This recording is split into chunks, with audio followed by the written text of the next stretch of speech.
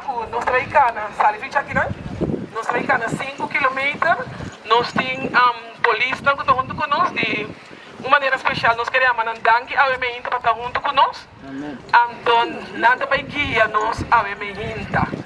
Hoje está Dia Mundial de Saúde, 7 de abril sempre é Dia Mundial de Saúde. Então, tá pensei nós que conscientizar a pessoa não riba na saúde. Então, tá pensei canamento também parte de boa saúde. Então, tá pensei nós está assim ele para a pessoa não pode estar consciente.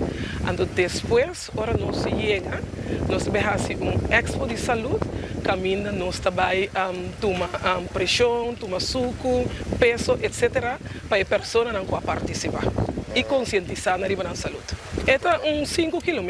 Então, nós estamos fazendo a vez, nós acaba aqui, depois nós estamos na escola AAA, Aruba Adventist Academy, onde ainda nós temos Expo Saúde. Nós temos vários gente que participam, nós temos gente de missa que participar, também nós temos alguma pessoa de International School que participar, e também alguma pessoa no dia fogo também está participando junto conosco.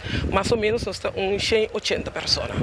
Agradecer toda a pessoa que estava disponível, que estava disposto a passar de não saúde, com a lanta temprano, assim que nós podemos ir caminhar aqui para conscientizar tanto nós que estamos e o povo de Aruba que mira nós riba na saúde.